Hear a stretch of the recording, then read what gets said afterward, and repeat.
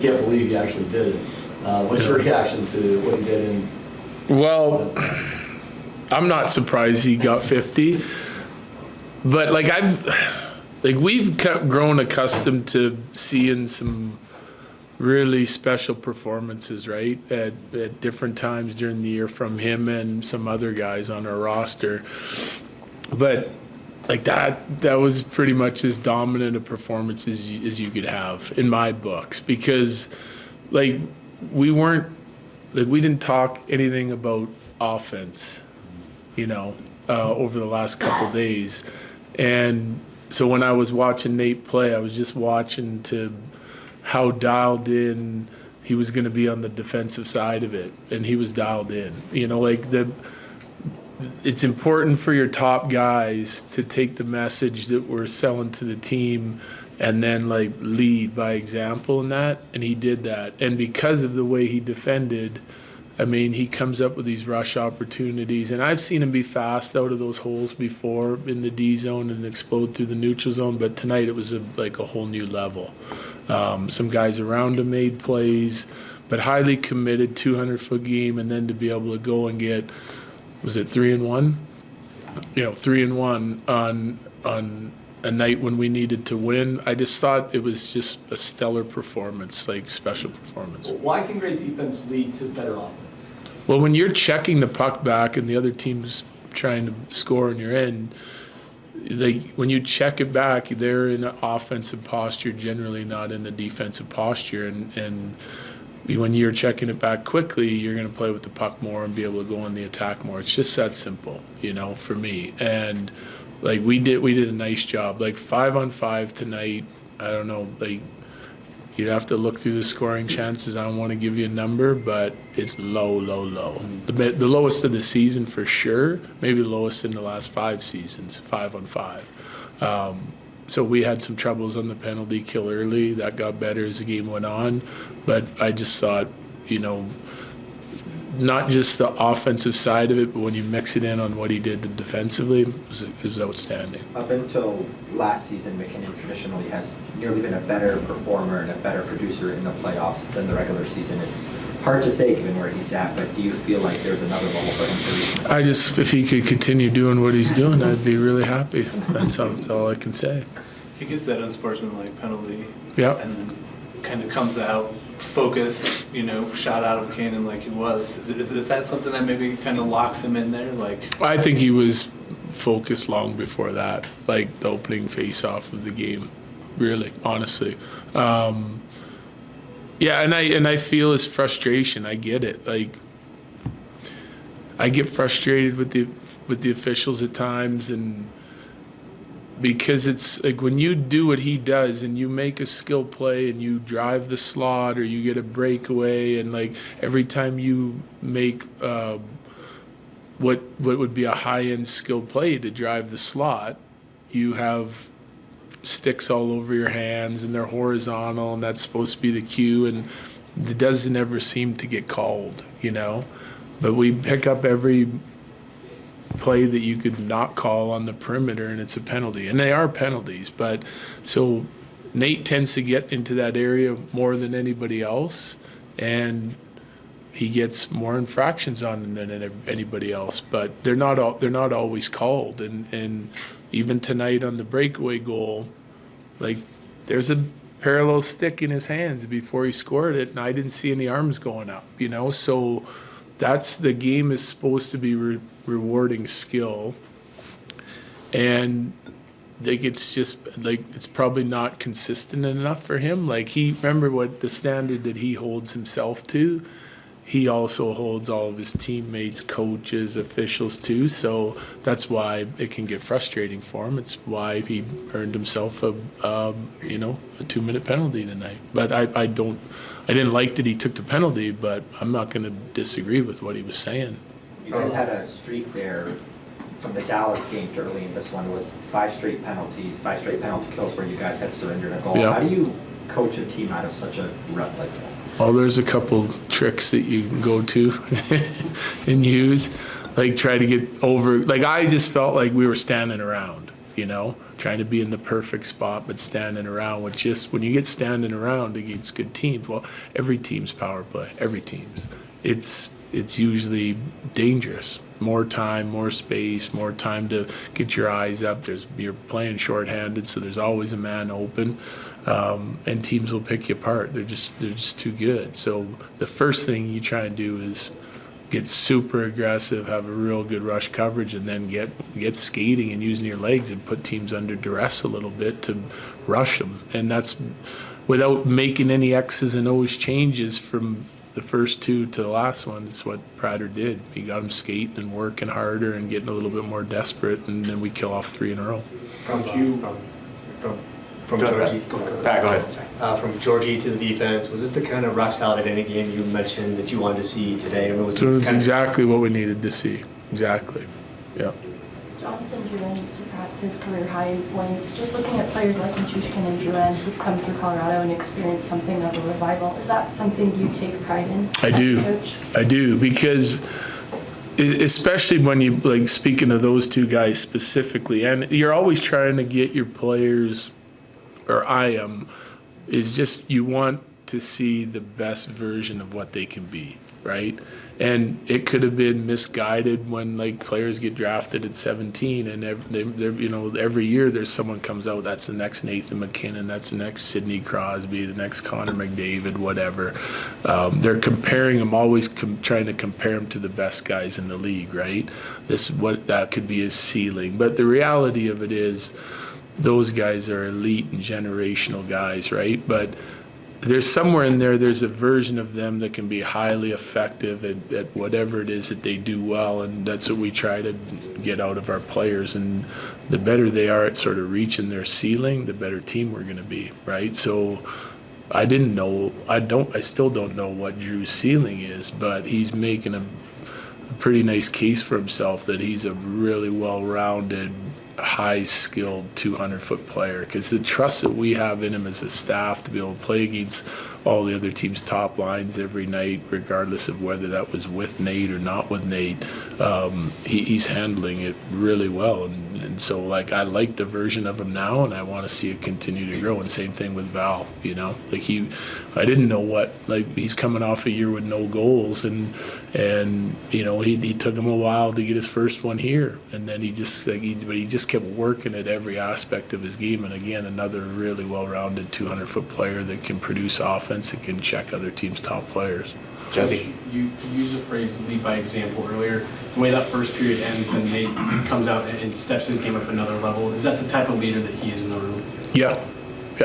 Like, his leadership is, it doesn't turn off, right? Like, it's just like every day the way he approaches the game. Like, all of our new guys, like, they're sort of blown away by it when they get here. It can be off-putting sometimes, but it's just like that's the way he is, and one thing he's gonna do is lead by example, right? Like, all of his other strengths and weaknesses is like, if you just want to learn how to be a good pro, that's what you do. You just watch Nate. And I don't think I would guess that we're not the only, like, it's not just our guys watching what he does. Like, it's players around the league going, why is this guy so good, and trying to learn from it. Corey. Cal McCarr has 20 goals and 87 points. That's the most anyone's ever had here. Points per defenseman. He's always critical of himself. Like, everything about Nate is, this is the best thing anyone's ever seen, but it doesn't feel like that with Cal. I'm just wondering how you sort of put his season into context now that he's set the franchise record for points. Yeah, I don't know. Like, I think that Cale and Nate, they get their fair share of credit around the league, you know. Like, I don't think it's a secret. I think I guess the best compliment you could get is, like, in reality, do you think any team that you face with a coach that's been in the league for 25 years, do you think they're going to, like, address and talk about Cale and Nate in their pre-scout? Yeah, every night. Every night they're preparing for those guys, right? And our team certainly knows what they provide. I like the fact that all those guys are critical of their own game. It means that they're just trying, like you put up 4 points. Well, if you weren't very good defensively, then there's an area to improve on, right? Because we want to be like a complete, that's what takes a win. You got to be dialed in on every aspect of it.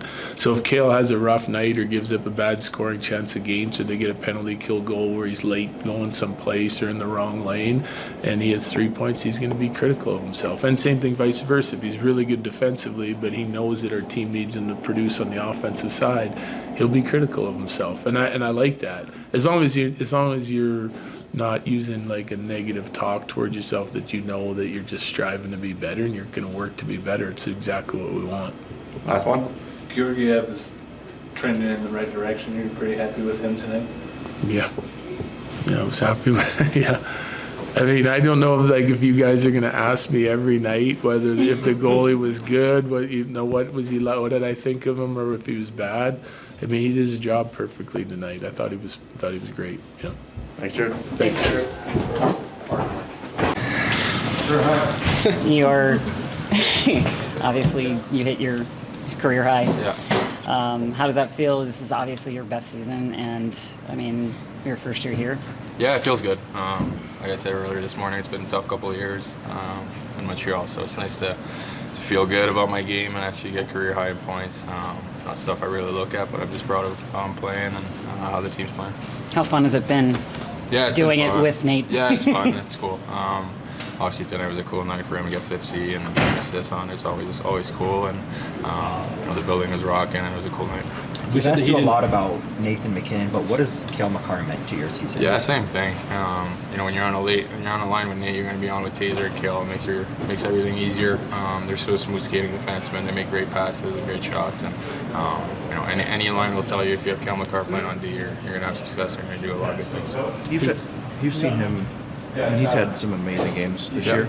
You've seen him a lot before. Like tonight, kind of felt like one of those nights back in Halifax. Like, I mean, he was just by guys. Yeah, we were laughing actually after his first goal. I thought we were playing in Halifax, to be honest. I've seen those breakout goals where he just blows by the D and the D doesn't even stand a chance. So he had his legs tonight for sure, and he made it count. He said that he never thought that he'd score 50. Is that something you saw that he would get there eventually? Yeah, when you're in the 40s with a couple games left, you always have a chance. And obviously scoring a hat trick will definitely help getting 50. But the way he shoots the puck, the way he gets his looks and chances, every year he probably gets 50 if he wants. After the last couple of games, how big was a game like this, a convincing victory? Yeah, it was. I think 5-5 scoring chances, there weren't many. Maybe 3 or 2 or something like that. So I thought we played a well-rounded game defensively. Obviously, they had 2 power play goals, but other than that, I don't think they didn't really create much. We were kind of holding the game.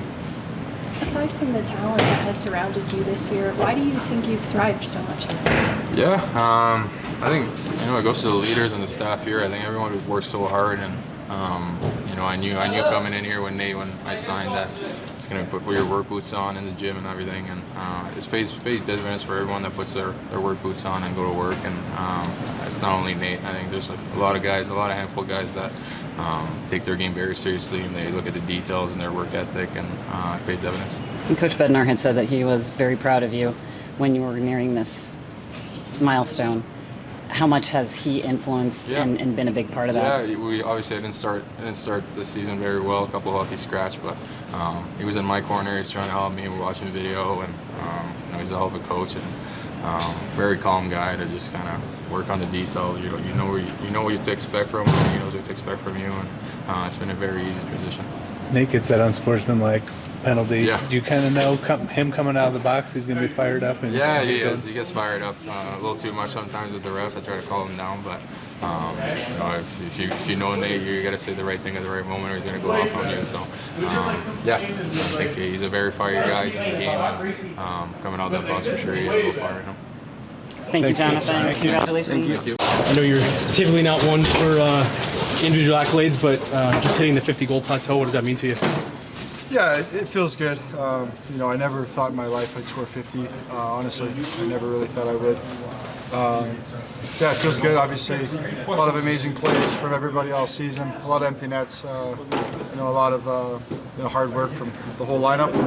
I think it's a team achievement. Honestly, it's a team sport, obviously, and it's tough to get there. You can't do it alone. Was it a little extra special for you to get the pass from childhood friend Jonathan Drouin to set you up for 50?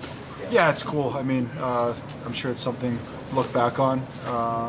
It was an awesome drop pass too. It was a pretty play by him, and he's been so amazing all season. So it's obviously fun to connect with him. I know we've heard them a handful of times this season, but 3 or 4 loud MVP chants. What does that mean to you?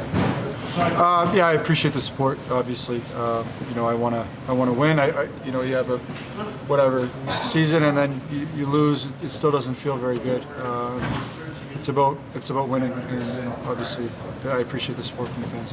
On that 50th goal with the pass from Drouin, are you calling for that, or is that just his instincts kicking in to the pitch? I think both. I think he's looking for me, and I'm letting him know I'm there, because it is kind of a weird re-entry. So, yeah, I'll definitely call for it though. How special was it for you to hit that milestone the same night that he hit his career highs in assists and points as well? That's great. I didn't know that. That's awesome. He's proved a lot of people wrong, I think. And just really happy for him. All the work he's put in this season. He gets better every week, it seems like right now, and it's fun to watch him work every day. After the last couple of games, how nice was it for this team to bounce back the way you did? Yeah, it was really important. It was tough efforts. It's it's a tough schedule right now.